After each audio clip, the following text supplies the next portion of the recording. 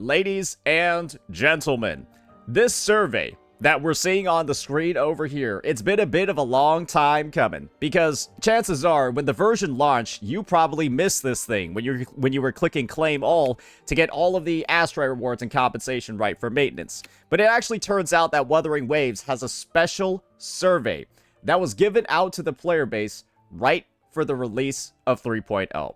And now that we've taken a week to play through the story, build the characters, experience Lahai Roy in all of its glory, why don't we take the time to actually fill out this survey and, of course, right, get our 60 asteroid for completing it. So without further ado, let's go ahead. Hopefully it hasn't expired yet. Looks like it hasn't expired yet. And let's go ahead. Let's get right on into it. Let me adjust my screen over here so we all can see what we're actually going to be looking at over here. All right. So looks like this is just a very regular terms and conditions thing. We're going to click next. What is our age? I always put in a nice random number in here that's, at least right by like a couple of days. Let's go for 31 for now. What devices have you used to play games in the past 6 months? Mobile, laptop. I have an admission to make. I have not touched a console in like 3 or 4 years. Yeah, I'm sorry, guys. I have not played games on a console for like 3 or 4 years. Ever since I've had a good computer, and it's just so much easier to like download things. I can plug in controllers when I want to. A PC is just like having everything in one. And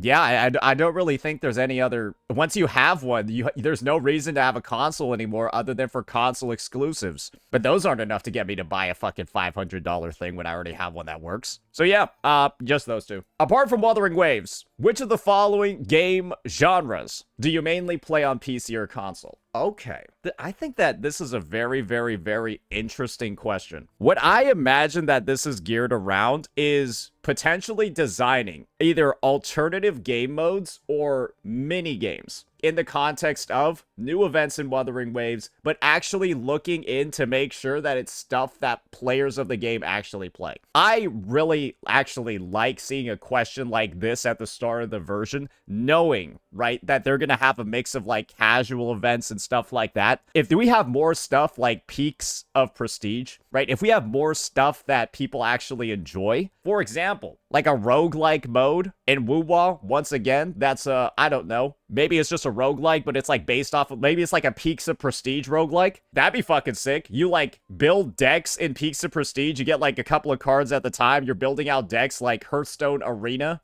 and, you know, like those draft modes and stuff like that. Like, it's stuff like that where I think these are the types of questions that are being asked for so they can innovate further over there. So, to anyone that's taking this, these are the mini games, or potentially the design of the mini games moving forward. And so this is probably the stuff that you will be playing in like 3.4, 3.5, 3.6. All right, so I'll put in a roguelike because I think they're great. Narrative adventure, no. I'm not really. That's more of like a handheld handheld game console sort of thing, like those narrative adventures. MOBA, absolutely. Casual puzzle, sandbox survival. Actually, not really into the sandbox or survival that much nowadays. Tactical shooters, sure. Music or rhythm, not really. Open world, yep. Simulation. Yeah, I'm a bit of a nerd. I like RTS games. They're very fun. Strategy card games. Absolutely. Nice reference to Bellatra over here. Strategy or war. Also fun. MMORPG. Haven't actually touched MMORPGs in a while.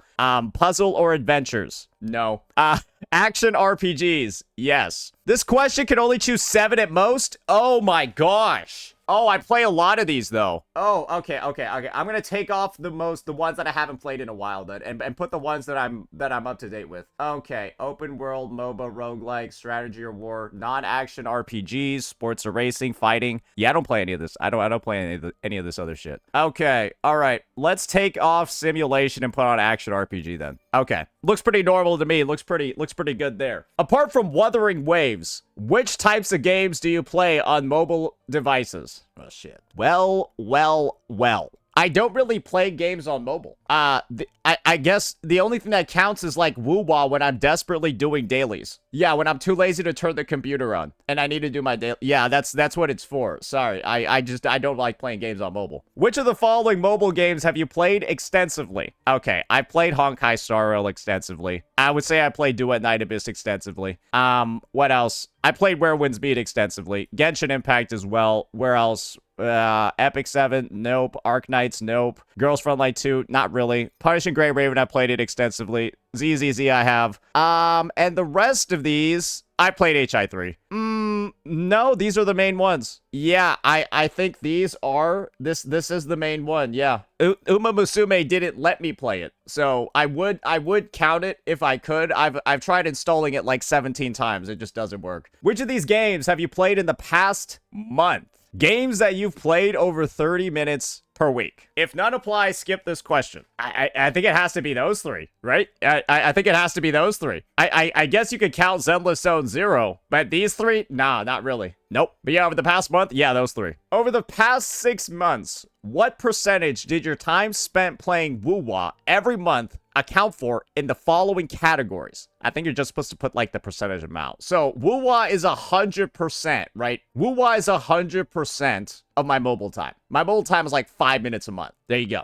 Total video gaming time, including mobile or PC or console gaming. I would say it's at about 20%. I play Woo-Wah a lot. I don't go over there and I don't like play it like insanely. There are a bunch of other games that I'd rather play for like, I mostly play like those like competitive games where, you know, you kind of just don't necessarily, you know, you don't need to like wait for like daily refreshes and shit like that. There's only a certain amount you can play a gacha game, right? Like every day or every amount of time. So I think 20%, if you're like above this, I think that's a little bit, I hope you just don't play that many games. But if you're playing like Woo-Wah for like 8 hours a day and it's like this, then yeah, maybe that's a little bit concerning. Yeah, well, let's put it at 20%. Total digit, oh, actually, no, maybe it's closer to 40% over here, and then like this. That probably makes more sense. I thought that total digital entertainment time was like the video gaming time. So it's more of the total video gaming total, less of the total entertainment total. Does that make sense? Because this is like including all the time you're on like digital devices. This is just for video games. All right, apart from Wuthering Waves, what mobile games are you currently playing? Multi-platform games count as mobile games. So I'll put like 2. I'll put like 2 technically. In the past 6 months, how much money have you spent on mobile games every month? Oh dearie me. Oh dearie me. How much have I spent in the past 6 months? I think it's been less than 1K. It's easily been less than 1K. Absolutely. I don't even think it's 500. I think it's actually here. Guys, you do realize I didn't even top up for my Linné pulls. You guys remember that 5,000 Lunite that I have? That's been sitting there for like 4 months. Guys, I'll show you my Lunite count afterwards. Like, that shit hasn't moved in like 4 months. That means I can't have bought anything. But yeah, I think it's definitely under 500 for sure. Guys, I don't like whale on units. My most whaled unit is an S4 one, and I got like doubles on that. I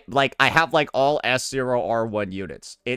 I'm not out here spending an absurd amount of money. Yeah, in the past 6 months, it's been under 500 bucks, but above 200 for sure. How much money on average have you spent every month on the mobile game you spent the most money on? Every month? Oh, it's gotta be like 11 to 50. Oh, it's gotta be like 11 to 50. It's gotta be like 11 to 50. I am not paying like that much every month. Nah, it's around there. Over the past 6 months, what percentage did the amount of money you spent on Wuthering Waves every month account for the following categories? Probably like 90% of my spending is Woo-Wah. Like, I might like drop a monthly pass or two, right, in like another game. But I would say it's comfortably 90% Woo-Wah, because, well, what the fuck am I going to buy in ZZZ? What the hell am I going to buy in Genshin Impact? What the hell am I going to buy in Honkai Star Rail? Like, my money's worth nothing in those games. They're just going to release a new character. Have you seen what Yi Shungite's damage looks like? Good God. Compared to 6 months ago, has there been any change in the proportion of time and money you spend on video games relative to your... Brother, Kuro's asking, like, macro-fucking-economic questions. Bro, Kuro's trying to discover the fucking spending habits and, like, the economic feasibility of their player base. Bro, like, this is, like, some shit from, like, a fucking...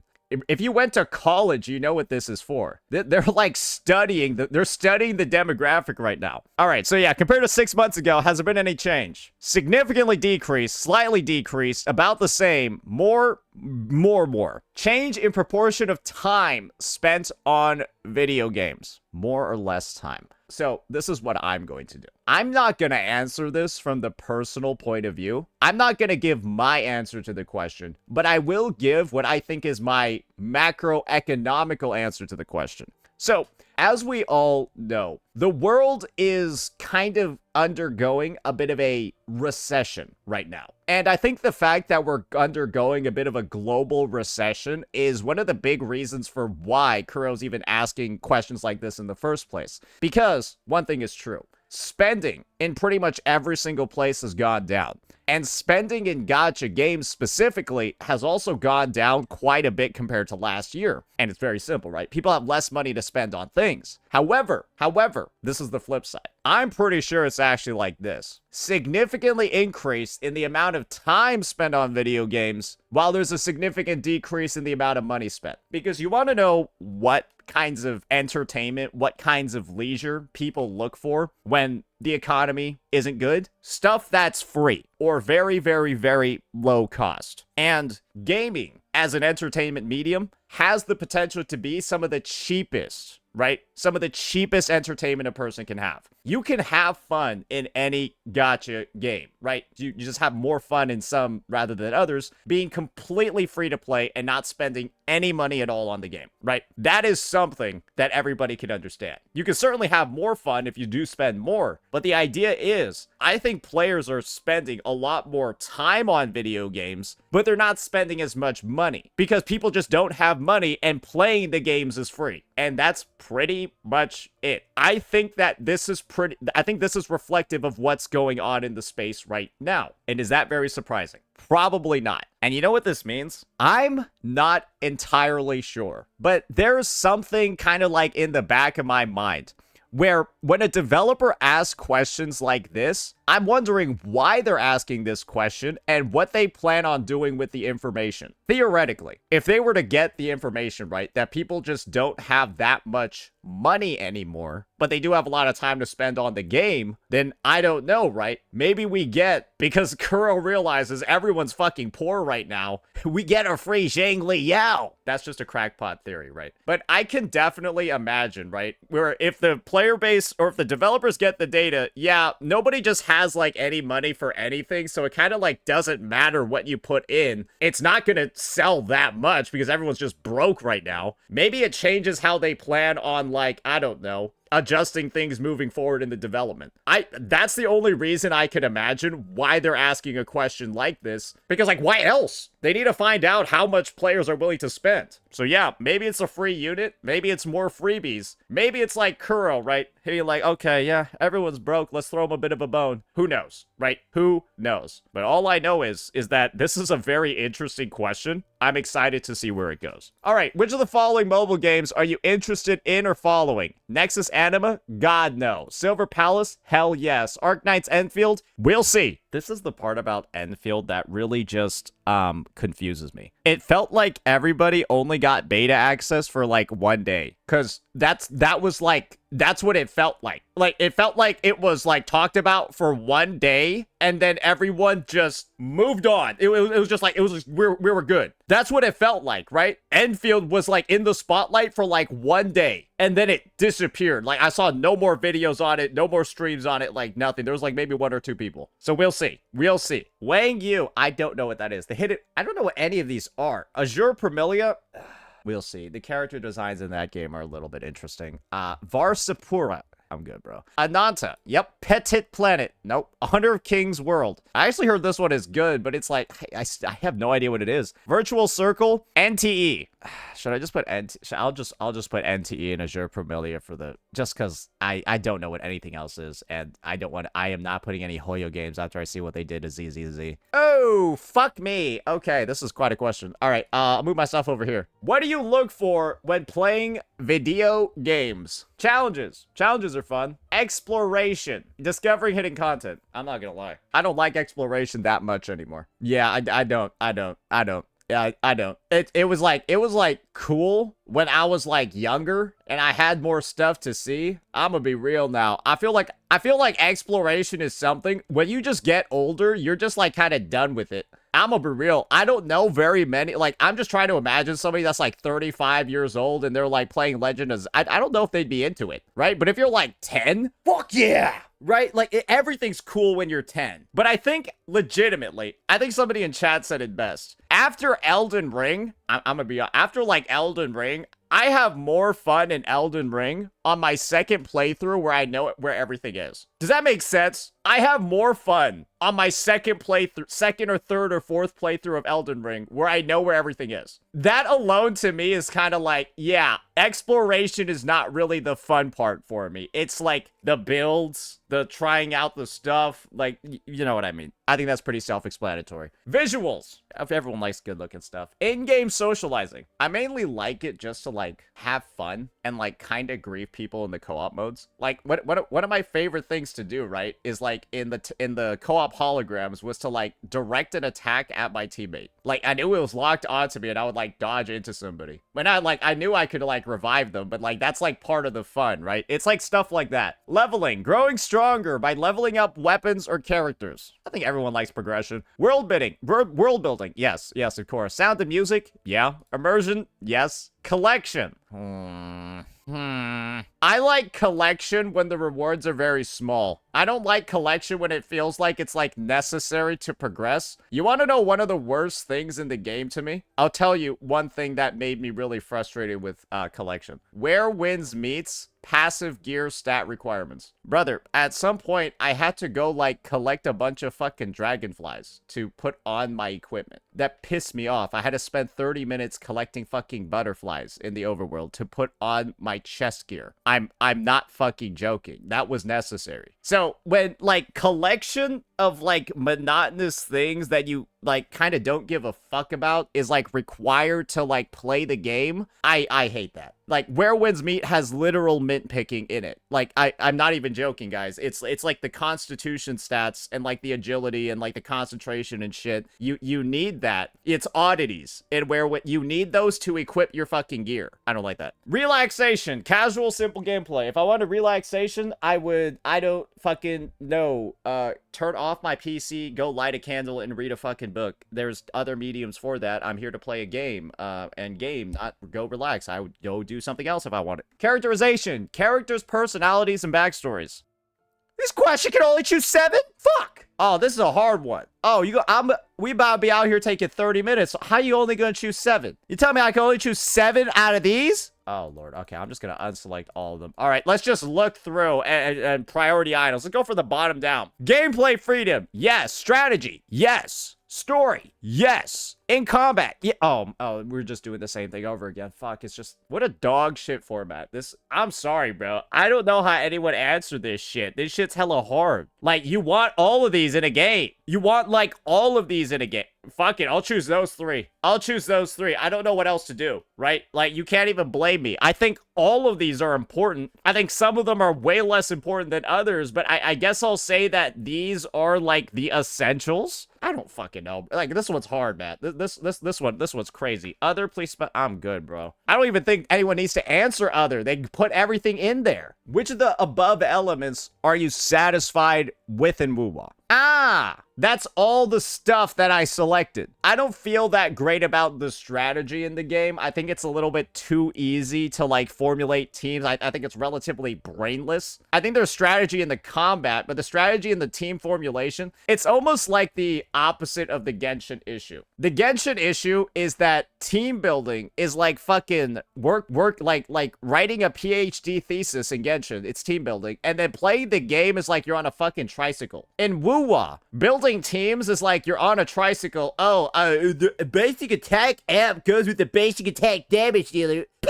and then you're good to go, right? But then the gameplay is like you writing a PhD thesis. That's kind of like the difference. And I kind of just wish there was some more potential complexity at the very least. I'm all for have a simple playstyle, have a simple build, and then a complex build. But right now, it's more so all the builds are simple, and then you have a simple playstyle and then a complex playstyle. That's how Wuwa seems to be designed. And personally, I like more of the strategy on like, I like strategy on both elements, but it seems like Wuwa has it in only like one part, the actual gameplay. Hopefully you guys understand what I'm talking about over there, because I don't think team building in Wuwa is necessarily like the most like, I don't think it's going to be out here. I don't think you're going to be racking your brains thinking about who to pair with like a fucking Frolova, right? I don't think you're racking your brains thinking about who to pair with Lene, right? Ooh, who deals Resonance Liberation damage, right? So strategy, not so much, but I can definitely see it in the combat. In combat interactions. Yeah, well, that's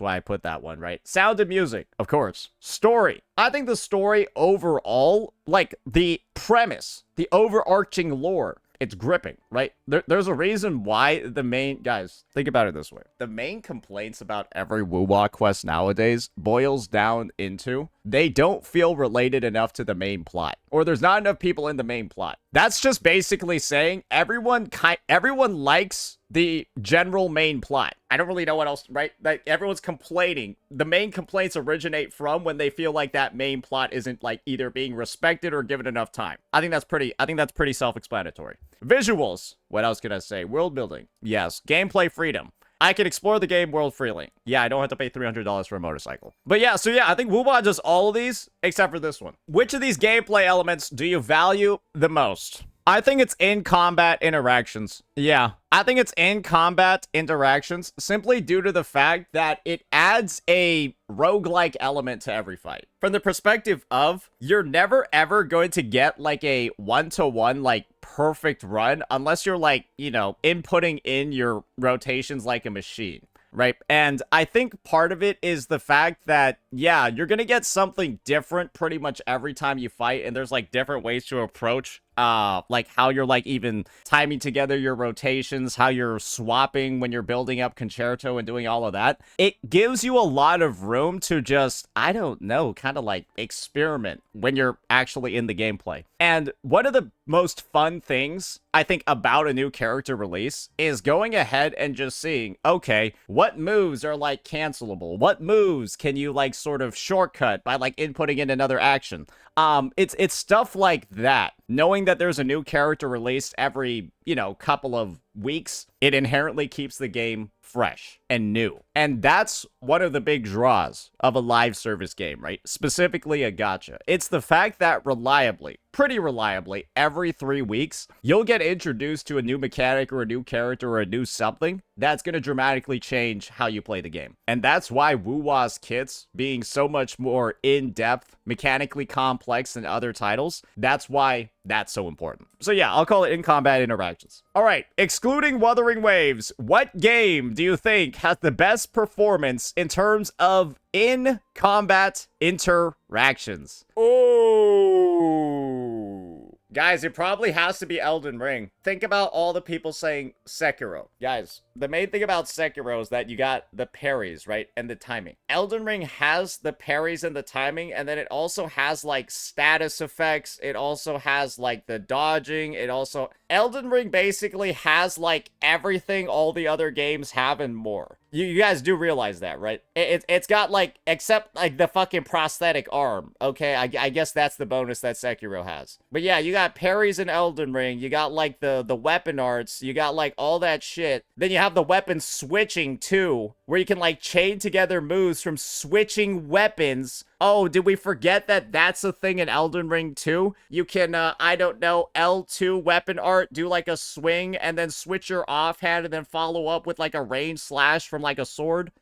Well, I'm just gonna be honest. I'm putting in Elden Ring because I think it has the widest depth of things to draw upon. I think that Bloodborne, Sekiro do certain elements of Elden Ring. They take it up to 11, but then they take certain elements, take it up to 11, and then remove of all the other stuff that Elden Ring has, though. For example, right, does Sekiro have fucking, I don't know, like frost status effects and shit, like, and like burning fire flames where you like throw a star at the enemy? Probably not. So that's why I'm choosing Elden Ring. It's because it has the widest depth, in my opinion, of those in-combat interactions. How would you rate Wuthering Waves in Elden Ring? I mean, I'm just gonna be real over here. That's one of, like, the big parts of the game is the fact that in Elden Ring, you have, like, 17 million different builds that you can use for characters that all focus on different stats, different status effects, different weapon refinements and stuff like that. You know what I mean? One of the best things about Elden Ring is how many different builds you can have to highlight all the in-combat interactions. Oh, are you gonna be a Dex Bleed Katana user? Or are you gonna be an int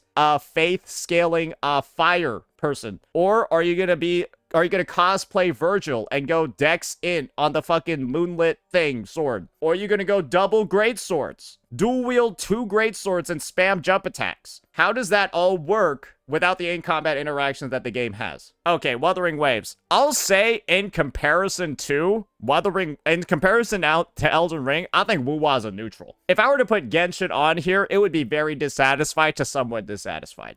ZZZ would also be neutral. And HSR would just be like, get the fuck out of here. So yeah, I'll put it in neutral. After each Wuthering Waves update, what content do you prioritize playing? At most, select 3. Farm for echoes, pull for the incoming resonator. Oh, no, pull for the... Why is the featured at the bottom and the rerunning up here? Pull for the new featured resonator, farm for echoes, and then level them up. Guys, please put this as the answer to all of your questions too. You know what this means? Kuro's then gonna add quality of life when a new character releases to make it faster than ever to level them. But then again, they already kind of did it by adding in the Discord nests. Because I'm gonna be honest, guys, 3.0, without a doubt, should be the fastest characters you've likely ever built. 3.0 should be the fastest units you've ever built. Because you just go to the fucking Discord nest, and now you got like 7 million. Bro, you do a Discord nest for one day, if you just do the 48 and then the 24, I think you have enough echoes to build a unit. You use modifiers as well, you have enough to build a unit. I'm pretty sure most people got her done in 1 or 2 days. And if you didn't, you either ran out of resources or you just didn't even try. I think you either ran out of tubes or tuners or you didn't even try. That's it. And so, isn't that Depths of the Elusive Realm upgrade so nice right now? Because you're just going to get 40 extra tuners a week in exchange for nothing. Yeah, that's pretty good. Anyways, what encouraged you to download Wuthering Waves in the first place? Word of mouth. Yeah, looked good. Combat looked great as well. Recommendation. Content promo. Honestly, Tectone's initial coverage of it was one of the big reasons for why I think a lot of people got on it. Brand awareness, not at that point. In-game rewards. Habit, environment, design, gameplay. I mean, the gameplay looked good. And, yeah, I'll put recommendation. Yeah, those look good to me. Those reasons look good. Where do you usually get information about Wuwa? X, myself. I use Reddit, Twitch, what's it called? GM, Pocket Gamer, Friends, no, YouTube, Discord. Yeah, I mean, those are the main ones, right? I don't use, like, any of this other shit. How often do you watch Wuthering Waves fan-made content? Well, I mean, what can I really say? If I'm running the stream, is this technically the same as watching it? I guess I'm watching myself on my OBS right now, so sure. What type of Wuthering Waves content, fan-made or officially released, do you enjoy? Oh, God. Now we're getting into what type of content do you like? Oh, dear. Oh, dear. Lore crafting theory essays. I like short ones. But oftentimes, a lot of these are fucking super long. And they can get too long sometimes. Area exploration guides. Brother, you don't need them anymore, especially after how they redesigned exploration in 2.0. These are useless. I'm sorry. Area exploration guides are fucking useless. Over the top, tongue-in-cheek videos. What does that even mean? What does this even mean? Do they got an example? Like, are they talking about like Cosmos? Is this like Cosmos CR or like .exe vids and like Cosmos? Yeah, sure. Those are goofy and fun. Maybe it's drama content as a whole. Quest guides. Who the fuck needs a quest guide in Wuthering Waves? I'm sorry. Are there any quests in Wuthering Waves that are like hard to do? I don't think so. I feel like half of these aren't even things. Like quest guides? Sure. Like, maybe they're thinking about, like, R&R shit. Podcasts. I think podcasts are good, especially if you get, like, the right people in the conversations. Yeah, podcasts can be great. Images of in-game scenery. What the fuck? I'll just go play the game. Videos showcasing high-level performance from players. Guys, do you want to know the funniest thing about high-level gameplay in Wuthering Waves? Most people don't actually... I'd like to say that most people don't actually like watching QuickSwap. I don't think they do. Do you know why? Because they have no fucking clue what they're seeing on the screen. I think that's genuinely the reason why. People don't really like watching QuickSwap because they kind of don't know what the fuck is even going on. And the only proof that I have of that is this is no shot at the people who play like that and upload content on it. It just doesn't do that well. It just doesn't do that well in comparison to any other type of content. That's kind of just like what it is. I think it works in like a shorts format, but in terms of like long form videos and stuff like I never ever see it pop off. Just the wild thing is the only time I've seen it pop off is when it's used as an ad, right? It's used as an ad and then played in front of other videos. And so those are the times that those videos get content. It's when Kuro's pushing them as ads to other players. And I'm like, that's kind of like it. So yeah, that's my take on the high level performance vids. They're kind of like not that much of an appeal to most players, I think. Hand-drawn animation, it can be good sometimes. Comic strips or memes, virtual photography, I don't know what that means. You're pretending it's Instagram in-game, sure. Character splash arts are still images. Cover songs and instrumental performances, those could be good if the songs are good, sure. Cosplay, I ain't really into that. New character pulling and hands-on testing. Brother, this is what I'm talking about, okay? This is the real shit right here. This is what people want to see, okay? This is the type of shit that people want to see right here. Stream recordings of in-game scenes. Is this like the Naruto? Like, stream highlights, of course. Hey, there's me right there. MMD. There's definitely gonna be a population out there that selects this for sure. Emotes or chibis? No, I'm good. Fan songs, images or screenshots. That's not really fan content. It's a fucking screenshot of the game. Are you calling that content? I'm gonna just be real. I feel like half the shit on here should not be on here. It's making the survey harder. Boss, enemy, or combat guides. So you got meme videos here, and then over the top and tongue-in-cheek videos in here. So am I the over the top and tongue-in-cheek vid? Is that me? That's the description of my content. Hey, everyone select this shit then. That's the most fun stuff. What do you mean? Everything else is boring, bro. The fuck? Hey, here's my fanfic. Here's my fanfic.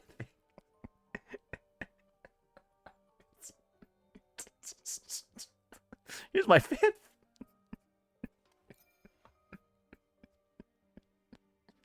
Time limited event speedrunning guides. I'm not gonna lie, it was a fun video where we waited until the last day to do one of the puzzle challenges, and then we saw how fast we could do, like, the overflowing palette challenge. Some of them were hard, bro. No lie. Live event coverage, of course. Character build guides, of course. Now that we're kind of, like, done with that category, let me see what else we got over here that I'm pretty okay with actually adding on.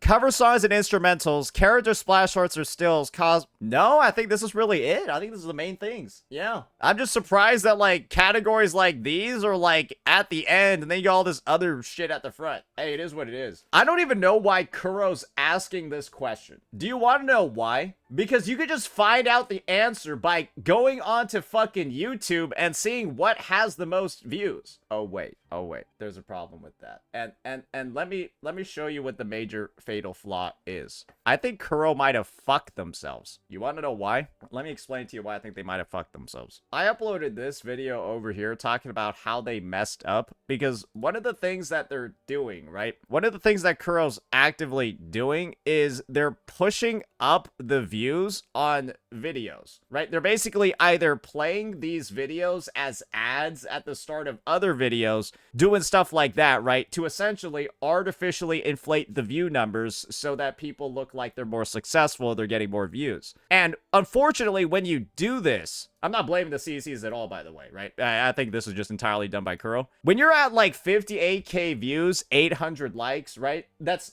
like, that doesn't look like the most legitimate ratio ever, right? And there are clearly more pointed examples where you're seeing shit like 990 likes and like 112k views. When you get results like this, of course, looking on YouTube and just seeing the view counts of woo-wah content is not going to be fucking accurate because you have made the data inaccurate yourselves. And so now they gotta go back to the player base to see what people actually want to watch because they kind of fucked up the actual source of data. Because, like, if you were to use YouTube views, you'd be like, wow, this guide over... But would it have gotten that many without the support from the ads and stuff? No. And so it's kind of just like, now they got to ask it over here. There's a reason why a lot of economists, right? Supply and demand. There's a reason why a lot of economists are all about the free market. Without manipulation, without, like, you know, pushing stuff up when it maybe necessarily shouldn't be, you don't end up with the right insights afterwards. So I guess this is the outcome of some of the decisions we've made in the past. How do you interact with others on social media? What is it? That's like a Chinese thing, right? That's like a Chinese forum, right? I don't use Kuro app. I do YouTube. I comment and engage in discussions. I engage in discussions on Discord. What do I look like to you, a nerd? Nah, it's those two. And how in the past 6 months, how often have you posted? At least once a day. I think like at least once a week I comment on discussions. I guess it'll count. I guess streaming will count. Sure. After a Wuthering Waves version update, once you have finished all content of interest, what form of entertainment do you tend to pursue? How long is this survey, man? Bro, this has to be the longest fucking survey ever. Playing other video games, watching movies or TVs, offline social activities. That's gonna be a rough one for some people. Watching live streams, that's good. Listening to music, podcasts, or audiobooks. Nah, not a nerd. Watching short videos. Yeah, we'll do that. Content creation. Okay, sure. Play other new content in this version I'm relatively less interested in. Single player tabletop games. Sudoku. Yeah, we'll put those. Yeah, watching movies or TVs, play other video games, online community chats or browsing forums, play other new content creation. Yep, that all sounds good to me. Oh, which of the following activities have you participated in? Good lord, bro. They gotta give me more than 60 asteroid for this shit. Did they make mine longer because they liked my answers? Did they make mine longer? They're just adding on more. Okay. Purchasing anime no. Listening to anime style music? No. Reading web novels? No. Web novels are like the actual, like, I read like manga and shit. I don't read like fucking web novels. No, I don't think that's manga. Listening to radio dramas. What the fuck? Are we like 40 here? Attending offline. What the fuck? Are we like weebs here? Joining off. Watching anime? Sure. Creating fan content? Yes. Following anime relate? No. Watching meme videos, AMVs, MMDs, or anime? No. That's why I refuse to watch the Lene dance thing on stream. Fuck that shit. Watching or doing cosplay? Nope. Celebrating the birthdays of anime characters?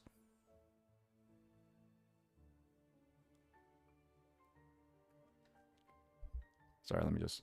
There's something I need to say just for everybody out there that might be engaging in those activities. And so... I just want to let you all know in advance that this might be a bit of a hard pill to swallow, especially if this is something that you're doing after 20 plus years of living on this earth. So let me just give you one revelation that might have you rethinking every action you've made across your entire life that led you to this spot. Are you ready for the statement?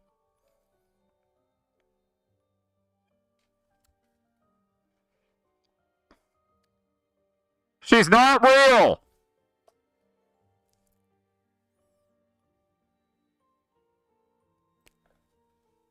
She's not real. He's not real. They're not real. They're anime characters. They're anime characters, and so I don't really know what reason you have to be fucking celebrating their fucking birthday like they're a real fucking person, you fucking freak.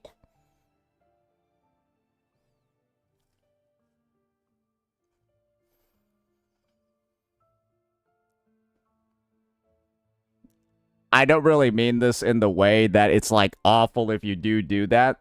It's more so if you're doing that and like in a way that makes it seem like you think they're real. And I'm only saying this because there's like been recorded proof of like people like printing out characters and then like marrying them legally. I don't know if it's legal, but like there's like a dude that like married his PSP because like the girl was in the game that was in the PlayStation Portable. I'm just saying like shit like that happens, and like I'm saying like if you're like that, then 1,000,000% you are a freak. But saying happy birthday to Farina is not the worst thing ever. But just it can go pretty far. But yeah, I've never done that. Reading light novels. Were those the only examples of light novels they could put on here? Out of all the light novels that exist in the world, they chose that one. Like, of all the light novels, like, there are a lot. Basically, every anime, before it became an anime, it was a light novel. So they had essentially thousands, tens of thousands of different titles to choose. Sword Art, Hunter X, Inuyasha, ReZero, anything. Instead, they choose, this one just sounds like a crime. This one sounds like a crime about to happen. I don't know, put Violet Evergarden in here, bro. What the fuck? Playing anime style games. Bro, this is a woo-wah survey. You have to, why even put this on here? You would have to play an anime style game to even take this survey. It's a prerequisite. Viewing fan art or comics. Bro, this is the worst question on the survey. Bro, I'm not gonna lie. I feel like I'm a little suspicious of anybody that be selecting these. Channel my inner fucking dokes if I see someone with more than like 5 check marks on this thing. What is your current occupation? The word self-employed probably makes the most sense, right? Yeah, self-employed probably makes the most sense. Unemployed.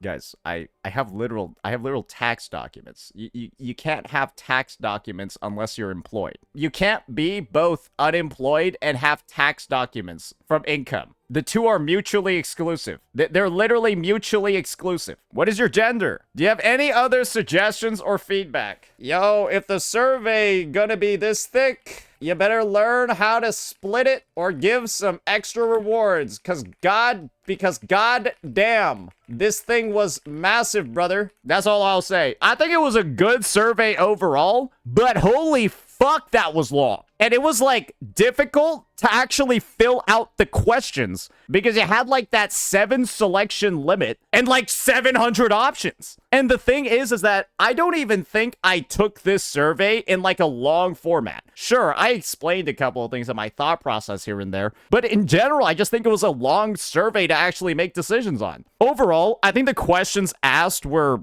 the widest breadth of any fucking survey I've seen. They're like looking into how much money do you have? How much money are you spending on gachas? How much money do you think you could spend on woo-wah? And like, here are all these things that you're potentially interested in. What do you do when you're like starting a patch? It doesn't give me a clear direction for where they're taking the survey necessarily, but it does show me that they're asking the right questions at the very least. I am actually very happy that those are the types of questions being asked, because I think about all the different routes that these questions could go to, what they'll aid in development, and all of those different things that they could aid in development, I feel like they're all pretty good. Free rewards, right? Designing, quality of life for building new characters, what people do at the start of the patch so that they can design better content for people to do at the start of the patch, or like a better way to ease people into content at the start of the patch, right? There's a lot of different places that these answers can go, but I think they're all, at the end of the day, fantastic questions. Very, very, very happy with this survey overall. Excited to see what the results are from it. Do make sure, this is going to be,